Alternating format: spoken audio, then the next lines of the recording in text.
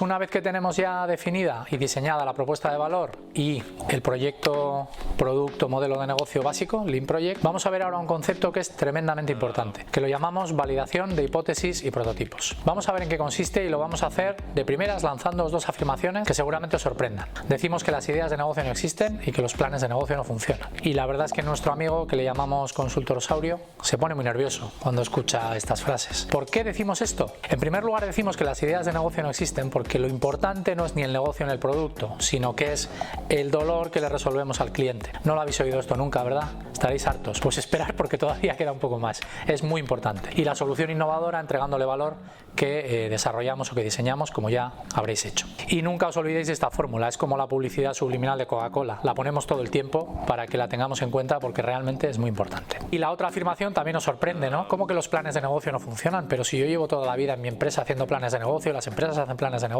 en los MBA se enseña cómo hacer un plan de negocio. ¿Por qué no funcionan los planes de negocio? O al menos en el sentido en el que nosotros lo estamos diseñando, desarrollando. Por lo que dice este gran filósofo, la frase es de él, es cierta, Mike Tyson. Seguro que os podéis sentir identificados, ¿a que sí? Nos ha pasado a todos. Tenemos planes perfectos y luego resulta que la vida nos dice que planificamos todo perfecto y luego resulta que pasa pues lo que tiene que pasar.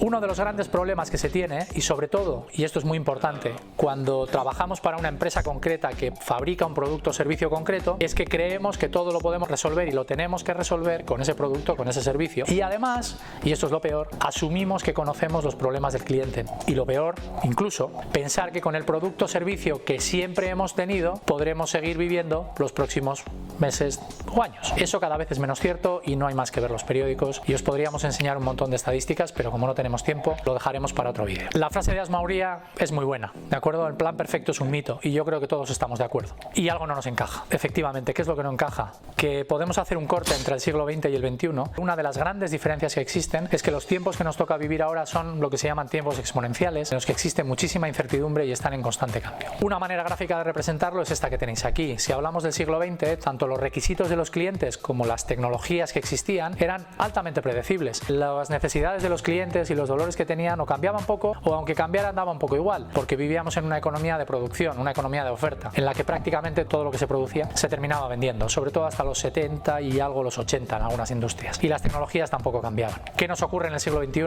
Pues lo que todos vivimos. Los requisitos cambian de manera continua y mucho más importante que eso, las tecnologías, no tenéis más que pensar en las tecnologías que han aparecido, que están apareciendo solo en los 20 años que llevamos del siglo XXI y pensar en todas las que se desarrollaron en el siglo XX. La diferencia es absolutamente abrumadora. Pues dado eso, lo que ocurre es que tenemos que cambiar nuestra forma de pensar, nuestros modelos mentales, de hecho, en términos de cómo visualizamos un producto, proyecto o modelo de negocio. Porque el mayor problema que existe hoy en día no es el producto, que no quiero decir que sea fácil de hacer, pero la mayor dificultad está en encontrar clientes y en encontrar mercados que de verdad tengan un dolor relevante y al que de verdad podamos entregarle valor. Pues ahora vamos a ver cómo se hace esto. Vamos a utilizar una metodología que se denomina Lean Startup, quizá a alguno de vosotros os suene, y que es muy sencilla desde el punto de vista conceptual. Consiste en esencia en que si tenemos una idea y hemos diseñado ya una propuesta de valor, lo que vamos a hacer es construir un MVP. Se suele utilizar el anglicismo MVP, que es el acrónimo de Minimum Viable Product, que significa producto mínimo viable, aunque es verdad que sería mejor llamarle experimento mínimo viable, ya veréis por qué, pero en fin,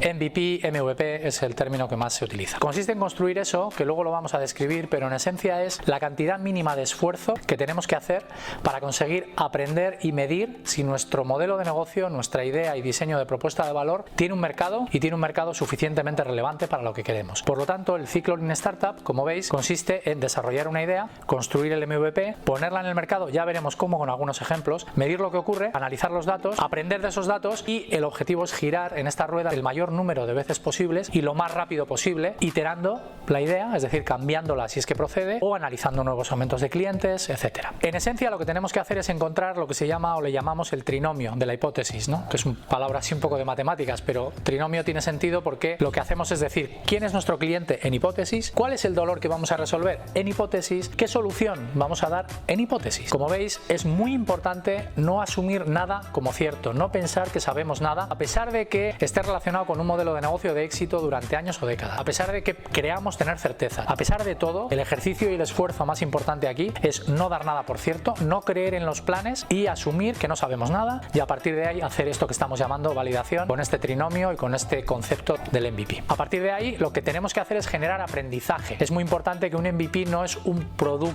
producto peor, no es un prototipo, no, es una forma de aprender y, como digo, con algunos ejemplos lo vamos a entender bien fácil. ¿Qué nos ocurrirá con las hipótesis? Algunas se validan, estupendo, y otras se invalidan, estupendo. Las dos cosas son buenas, porque lo que estamos haciendo es, gastando la mínima cantidad de dinero, aprender lo máximo. Ese es el verdadero esfuerzo. Las hipótesis validadas perseveraremos y las invalidadas haremos lo que se llama pivotar. ¿Qué es pivotar? Cambiar esa parte del proyecto, producto, modelo de negocio que hemos descubierto que no se valida, sea la que sea el cliente, sea el dolor, sea la solución, sean partes de una de esas tres dimensiones o lo que fuere. ¿Cómo se validan hipótesis? Experimentando. Os dejamos una frase aquí del gran Alejandro Dumas, que a pesar de que tiene ya bastante más tiempo que la metodología Lean Startup, nos puede servir, y sobre todo dicha por un escritor como él. Y ya la descripción. ¿Qué es un MVP?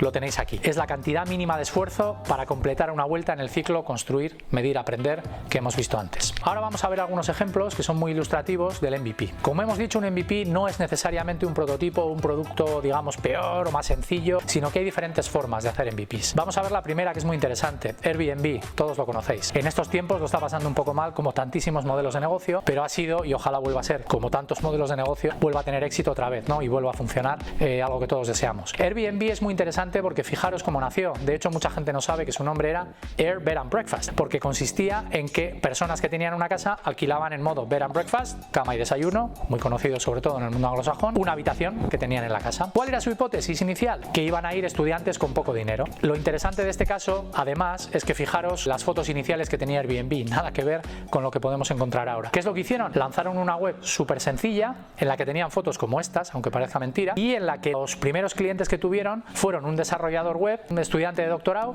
y un padre de 45 años con 5 hijos. Es decir, la hipótesis fue invalidada. Descubrieron que había un mercado muchísimo más grande que simplemente el de estudiantes con poco dinero. Otro ejemplo muy interesante de Dropbox, porque además no es un producto en sí mismo. Dropbox lo que hizo es hacer un vídeo en el que mostraba, porque su problema era que les costaba muchísimo, claro, estamos hablando del año 2007-2008, en el que aquello de la nube era una cosa extrañísima. Ahora estamos acostumbrados y todos lo utilizamos de uno u otro modo, pero en aquel momento era un producto tecnológicamente muy innovador y difícil de explicar. Entonces lo que hicieron, sabiendo que eran capaces de desarrollar la tecnología, lo que hicieron fue un vídeo en el que explicaban cómo funcionaba Dropbox. Pero lo interesante del asunto es que Dropbox todavía no funcionaba cuando hicieron el vídeo. Lo pusieron en un sitio web muy conocido por desarrolladores y gente que estaba en el mundo de la tecnología y la informática, y recibieron 75.000 likes en un fin de semana. Se fueron con el vídeo y con los 75.000 likes a los inversores y consiguieron el dinero para hacer un desarrollo que en realidad no existía, pero que ellos sabían que eran capaces de hacer en un tiempo determinado. Y el resto es historia. Dropbox es un caso de éxito. Otro ejemplo muy interesante es el de Zappos, que su propuesta de valor inicial y su hipótesis era: ¿podemos vender zapatos a través de internet? Ahora también nos parece normal. Claro, todos utilizamos la compra por internet, o la mayoría de nosotros, pero en aquel momento comprar por internet y encima zapatos, a priori nos hubiera parecido a todos un poco raro. Zappos lo que hizo, y a veces os sorprende o puede sorprender, Zappos lo que hacía era, para validar su hipótesis, ir a las tiendas, sacar fotos de los zapatos, hacer un sitio web muy sencillo, subir los zapatos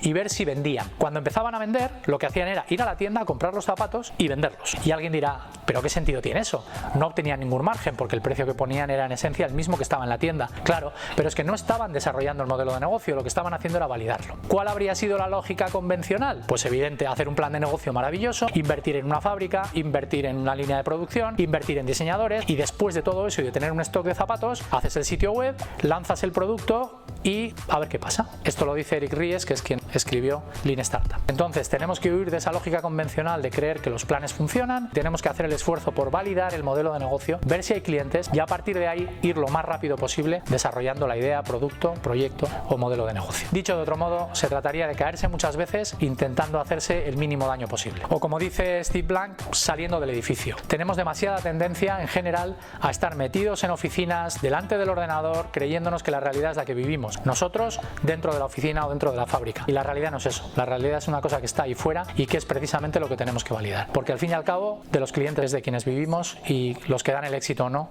a los modelos de negocio y a los proyectos. Bueno, pues hasta aquí la validación de hipótesis.